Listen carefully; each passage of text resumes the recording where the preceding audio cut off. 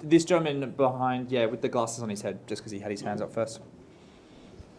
The difficulty here is everybody's got a dog in this fight, isn't it? When we're talking about the EU referendum and everything subsequent. But Will, this is a specific question for Will, but maybe it's broader as well in terms of funding. I mean, one of the difficulties here, for example, is that one of the funders for your organisation also, for example, funds Best for Britain, whose intention is to overthrow the democratic result. Now, is there going to be a... Could you say which one, by the way? It's Open Society Foundation. Okay. Yeah. And for people a bit confused, that's George Soros. That's what it's code word for. Yeah, that's right. Yeah. So he Say what we mean.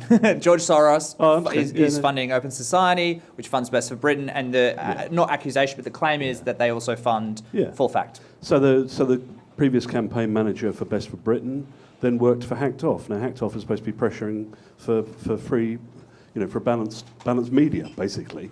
Doesn't the same problem exist for you guys? And I'm not actually questioning your motives here. I'm just saying, doesn't the same problem occur that when does the website come out that's called Fact Check Full? Sorry, what's your site called?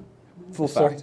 FullFact, yeah. Fact Check FullFact. I mean, and then there's another one that checks that one. No, I think that's a really. I think it is a good point, which is about where the money is coming from for journalistic organisations, particularly new ones. Do you want to sort of address that? Let me do the very brief version. And firstly, thank you for raising an important question in a courteous way, because you get versions of that question hailed as abuse, and it's nice to have it fairly put. It's worth saying about the Open Society Foundation that we actually went to them for funding for the EU referendum work, and they turned us down. They funded us later jointly with Luminate to develop automated fact-checking technology, which is being made available to people all over the world. It's currently being used on 3 different continents.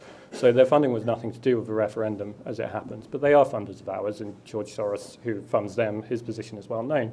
Our chairman, Michael Samuel, his view is completely different. He was a founding donor to FullFact, and he's on the opposite side of the debate. The only answer we've had to this over all the years is from the very beginning, we were funded by our chairman, Michael Samuel, who, as well as that, has been a donor to the Conservative Party, and the Joseph Rowntree Charitable Trust, which is widely seen as left-leaning. We have always had a wide range of funding, and that's very deliberate.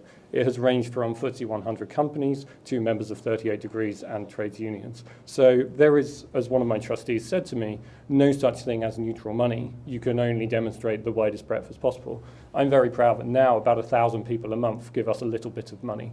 I would like many more people to do that because it is the most independent source of money we have. So if you have a phone on you, please go to fullfact.org. Thank you, Will. /donate. And you can be part of the answer to that was this question. excellent. You did that so well. Packaged infomercial in a panel answer.